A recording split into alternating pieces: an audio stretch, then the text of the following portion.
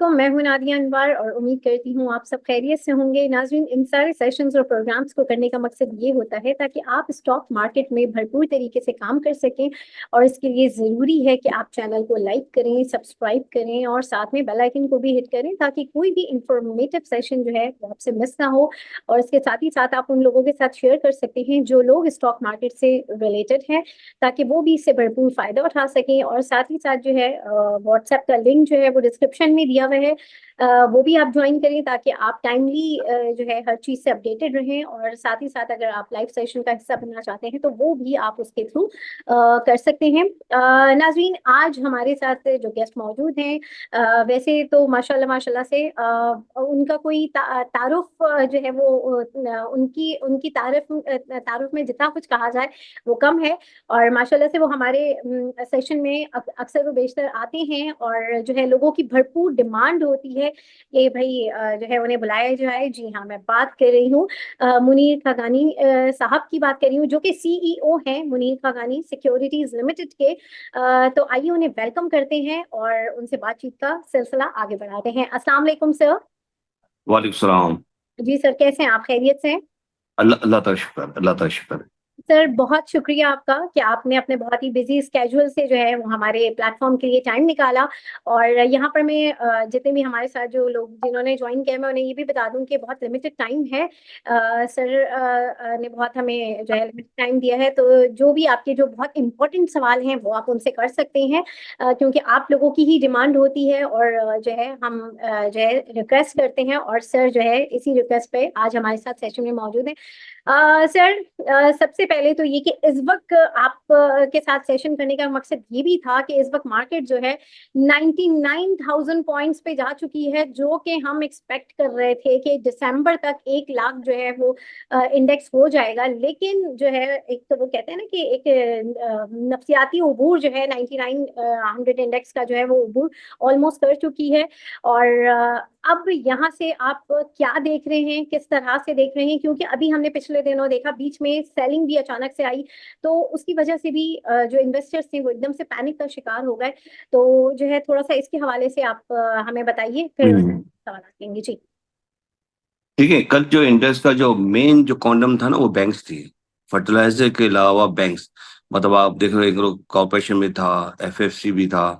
मतलब ये कि उसके अलावा मेजर बैंकों में जो स्टेट बैंक के साथ इनकी मीटिंग हुई है, हम्म। उसमें इन्होंने, आपने एक बात सुनी कि पिछले दिनों एक रूमर चल रही थी बल्कि क्या, कि अब वो 5 बिलियन से ऊपर के डिपॉजिट पे 5% सर्विस चार्जेस देंगे। हम्म। तो उनकी कल स्टेट बैंक के साथ मीटिंग थी, उसमें उन्होंने कहा कि हमारा स्प्रेड बढ़ाया जाए।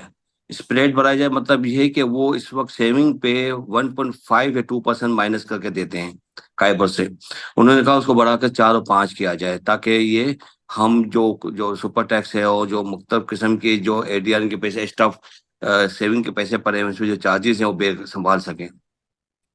तो उनके जो बैंक के मुनाफे में बेइंतहा फर्क पड़ेगा। और अभी मेच्योरिटी जो हाई टी बिल्स के बाद भी बहुत पड़े हुए हैं ना, तो आने वाले बैंक्स अभी मजीद चीपर हैं। और इंडेक्स आप जो कह रहे हैं ना 1,20,000, ये इसमें मेन रोल बैंक का ही होगा। हम्म। बैंक का जो मुनाफे, अगर आप अंदाजा लगाएं कि 325 340 रुपये दाम है यूबीएल का, और 44 रुपये अर्निंग है। और 44 रुपये अर्निंग हबीब बैंक की जो 140 रुपये दाम है, अगर वो 200 सवा 200 में चला जाए तो क्या होगा अर्निंग इंडेक्स पे।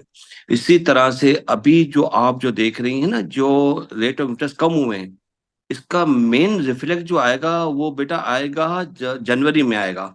इसलिए कि हर कंपनी के साथ जो कॉन्टेक्ट होता है बैंक का, 3 मंथ का एक बार होता है। और तो अभी जो रिलीफ मिला, इसका इम्पेक्ट इस क्वार्टर में नहीं आएगा, अगले क्वार्टर में आएगा। तो जो बैंक्स के अलावा जो फर्टिलाइज, ये जो सीमेंट सेक्टर है या मुख्तलिफ जो लेवरेज कंपनी है, इनका बेनिफिट अगले क्वार्टर में आएगा, जैसे मार्च में जाएगा। ये अवेयरनेस ना होने की वजह से भी आदमी समझे इंडेक्स वो बढ़ गया है। फ्लक्चुएशन मार्केट लाख इंडेक्स पे कल अगर 2,000 प्लस थी, वहां से 1,500 घट गई, ये तो डेली बेसिस पे होगा। ये तो मार्केट की खूबसूरती है। आपका कॉन्फिडेंस क्या है? ये तो आपको अपॉर्चुनिटी थी कि जो चीज आपको कि जो 245 पता क्या दाम था फौजी का, वहां से वापस 15-20 मिनट नीचे मिला है। ये तो अपॉर्चुनिटी है कि आप, अगर आप ट्रेडिंग करना चाह रहे हैं तो ये तो बेस्ट अपॉर्चुनिटी होती है। आप रूमर्स पे अगर बात करेंगे तो आप कभी भी नहीं कमा सकेंगे। बाय बुक चलेंगे, बाय अर्निंग चलेंगे। आज भी मार्केट डिस्काउंटेड है बेटा। बिल्कुल सर, आप हमेशा यही बात करते हैं कि बिल्कुल ये अपने गुज़िश्ता प्रोग्राम्स में भी ये बातें की हैं कि वाकई हमें जो है र्यूमर्स पे अगर चलेंगे तो इस तरह से नहीं होगा। यहाँ पर सवाल है मलिक आमिर साहब जी, आप अपना सवाल कीजिए सर प्लीज। जी मलिक साहब, आपका सवाल है, काइंडली आप अपना सवाल कीजिए। माय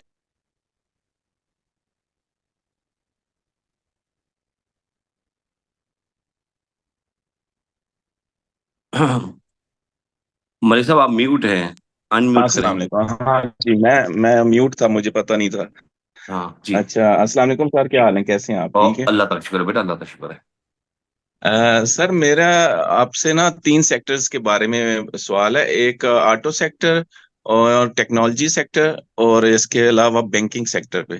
तो बैंकिंग सेक्टर का तो अभी आपने बताया, मुझे उससे काफी आइडिया हो गया। तो आप बैंकिंग सेक्टर में ये बता दें कि इसमें कौन से अंडर वैल्यू स्टॉक्स ज्यादा है, मतलब जिस तरह बैंक ऑफ पंजाब है, हबीब बैंक है, नेशनल बैंक है, इनमें से कौन सा अच्छा है, किसमें ज्यादा पोटेंशियल है आगे बढ़ने का। दूसरा, टेक्नोलॉजी सेक्टर में टीआरजी और एवीएन के बारे में कुछ फ्यूचर बता दें। और इसी तरह ऑटो सेक्टर में गैल, गनी और होंडा कार के बारे में बता दें।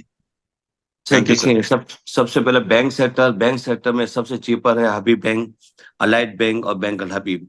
पे आउट कंपनी है, उसमें काम करें ज्यादा बेहतर है, ठीक है।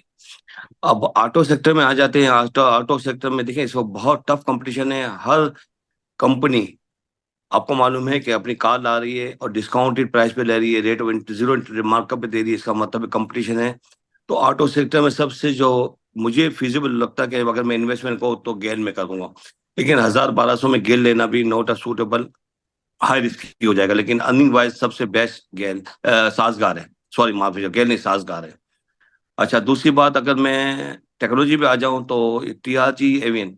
देखिए, जब मुझे मार्केट में 4 3 4 की पी पे आइटम मिल रही हैं, तो मैं साथ उसमें क्यों जाऊंगा, टीआरजी में या पचो या एवियन में क्यों जाऊंगा। सबसे पहले किसी भी चीज में इन्वेस्टमेंट करने से पहले बेटा देखें कि मुझे क्या बचेगा।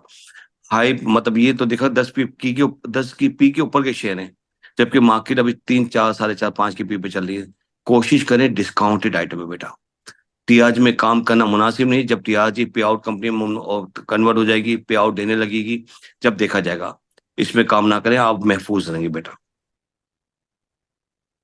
अच्छा, थैंक यू सर।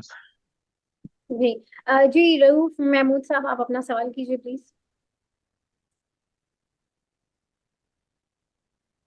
अस्सलाम वालेकुम सर। वालेकुम सलाम बेटा। सर, मैं आपकी बड़ा पहले भी तीन चार सेक्शन आपके सुने हैं, बहुत अच्छे आप माशाल्लाह, बहुत ही आप काबिल एहतराम है हमारे लिए। सर, आपकी अभी रिसेंटली आर्मी चीफ के उसके साथ भी कॉन्फ्रेंस हुई है, तो उसमें आप ये बताएं कि आगे का क्या फ्यूचर बनेगा हमारी स्टॉक मार्केट का, और हपको के बारे में बताएं सर। मेरे उसमें मैंने 30,000 शेयर लिया हुआ है, 120 रुपए की एवरेज आ रही है, तो उसको मैं क्या करूं? शुक्रिया। देखिए बेटा, आर्मी चीफ के बारे में जो बात हुई, मैंने मीडिया पे देखी ना, वो कामरान खान के शो प्रोग्राम में जो था उसमें देखा था, सुना भी था उनके बारे में कुछ। मतलब ये पब्लिक ने सवालात भी किए थे, चीजें भी की थी, उनके तहफुजात मतलब लॉ एंड ऑर्डर के सूरत में थे या प्रॉपर्टी के बारे में थे। हमारी मार्केट तो आज भी चीपर है बेटा। मार्केट हमारी बहुत अच्छी है, चीपर है, आपने देख लिया होगा, मैंने सुन लिया होगा। इसके बावजूद में अगर आपने मुझसे पूछा है अप पावर के बारे में, हब पावर में है ना, हब पावर कंपनी अपना कॉन्फिडेंस लूज कर चुकी है। इसको बिल्डअप करने के लिए बेटा, नो डाउट मुझे आज भी उम्मीद है कि ये 200 का शेयर है। ये जो पावर प्लांट इनका जो सडन कैंसिल हुआ है, वो 2 साल बाद वैसे भी खत्म होने वाला था। 2 साल की मार जरूर लगी है, 13 14 15 रुपए अर्निंग में फर्क पड़ेगा, लेकिन 55 रुपए की अर्निंग थी।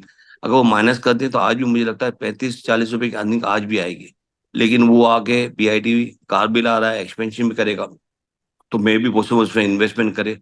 तो आने वाले दिनों में इतना वो पे आउट नहीं करेगा, इस सिलसिले में ये प्रेशर में है। तो थोड़ा सा आप होल्ड करेंगे। वैसे भी स्टॉक एक्सचेंज में अगर आप इन्वेस्टमेंट करते हैं तो मिनिमम 5 साल की इन्वेस्टमेंट होगी। जब आपको कंपनी 20% से ग्रो या 25% ग्रो करेगी, तो 5 साल में डबल होगी। तो no doubt track record Hub Power का बहुत अच्छा रहा है, बेस्ट पे आउट कंपनी में से। और आने वाले दिनों में मुझे लगता है वो अपना पे आउट कम जरूर होगा लेकिन पे आउट करती रहेगी, तो आप परेशान नहीं हो, आपके दाम इजीली आ जाएंगे इंशाल्लाह ताला। बहुत शुक्रिया सर, बहुत मेहरबानी, आप काबिल एहतराम है सर, बहुत शुक्रिया। Thank you, thank you. जी बहुत शुक्रिया जी। आईफोन आपका सवाल है, प्लीज कीजिए अपना सवाल। जी अपना सवाल कीजिए प्लीज आईफोन। अच्छा सर शायद ये अनम्यूट अभी टाइम है।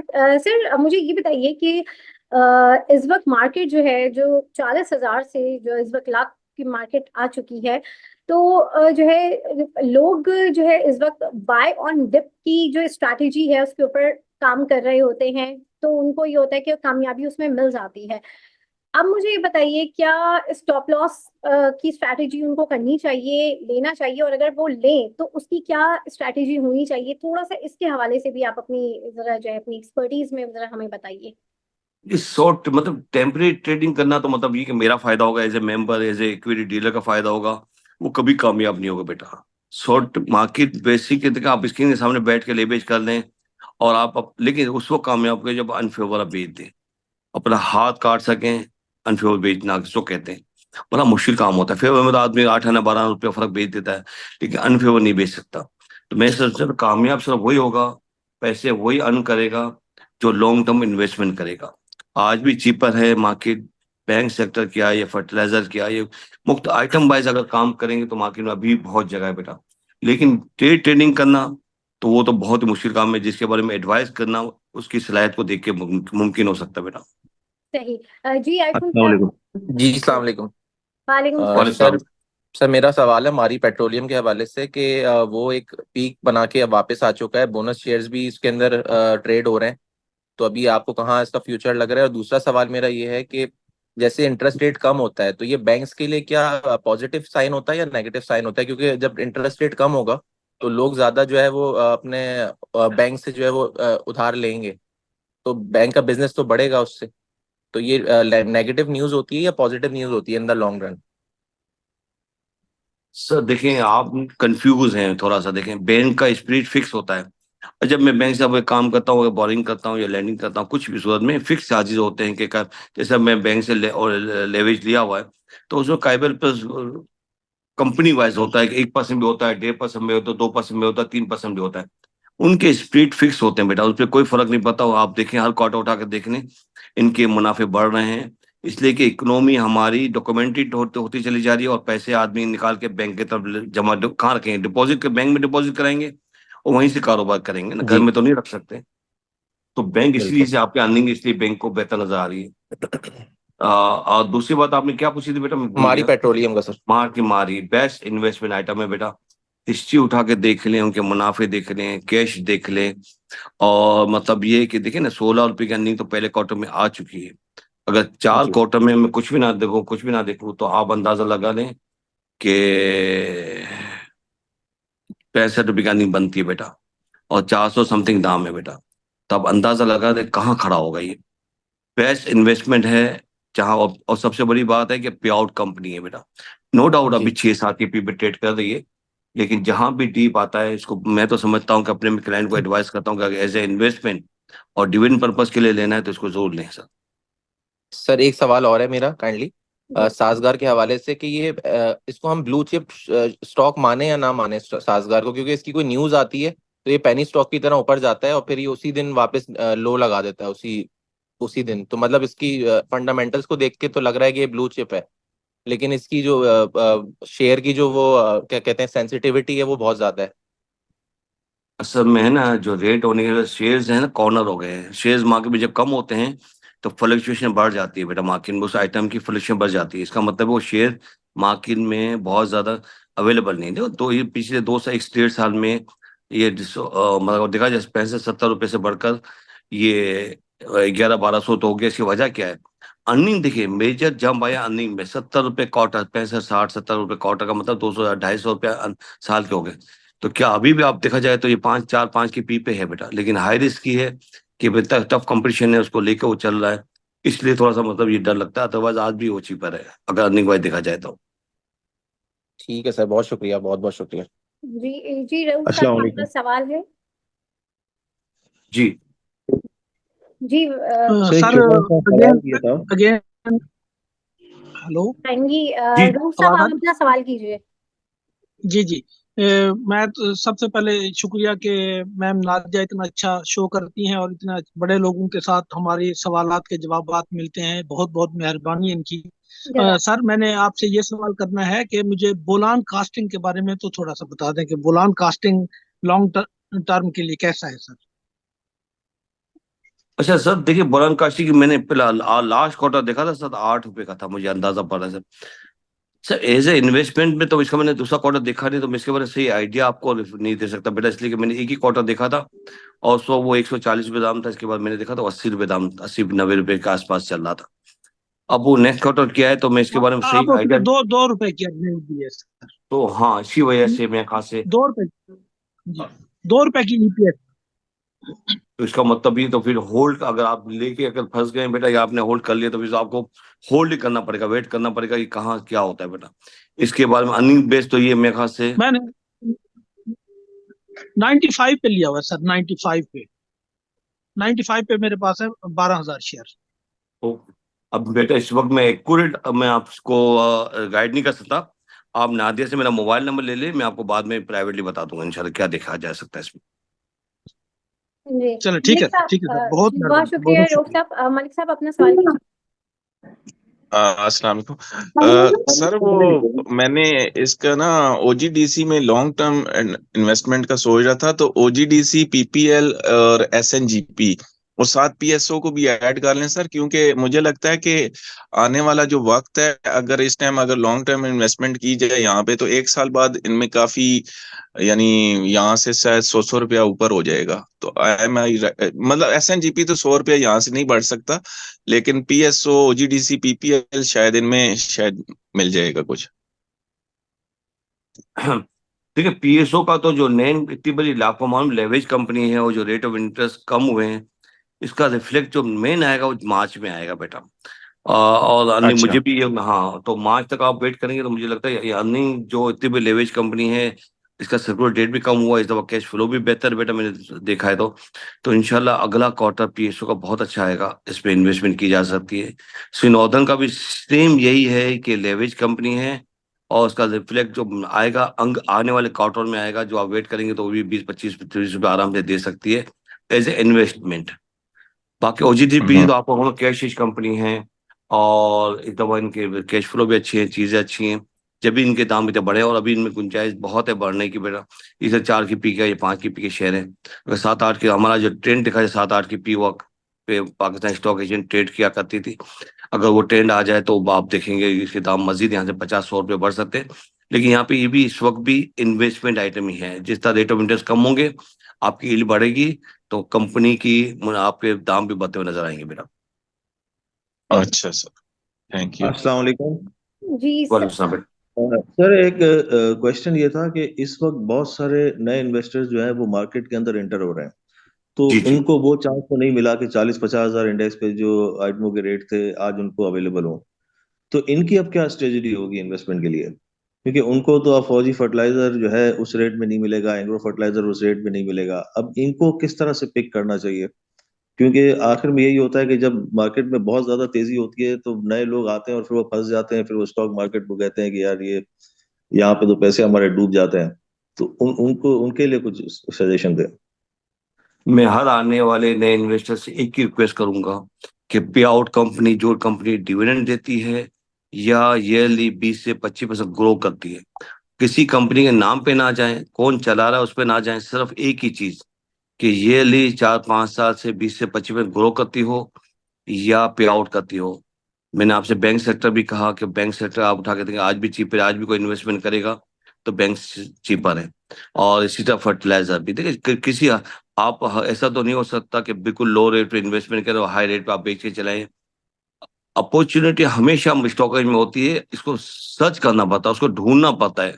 आप आधा घंटा डेली बैठें, उसकी बुक देखें, रिसर्च रिपोर्ट आती है वो देखें। आज भी इतनी अपॉर्चुनिटी है जितनी 40,000 पे थी। 40,000 पे पाकिस्तान डिफॉल्ट हो रहा था, आज पाकिस्तान एक सस्टेनेबल मुल्क है।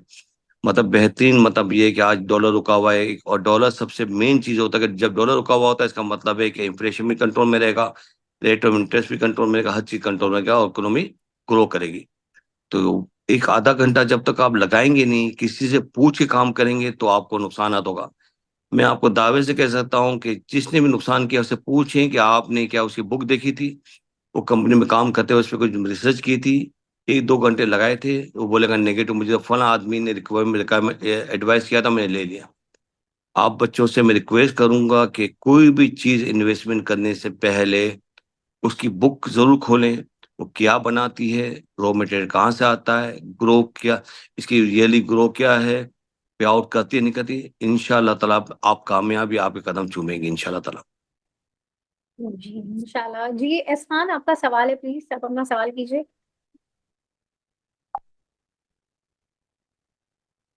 जी एहसान, आप अपना सवाल कीजिए प्लीज। अच्छा सर, शुगर सेक्टर के हवाले से भी पूछा है किसी ने, तो थोड़ा सा उसके हवाले से भी बता दीजिए। Sugar secretary hello. हम डेट, जी जी जी।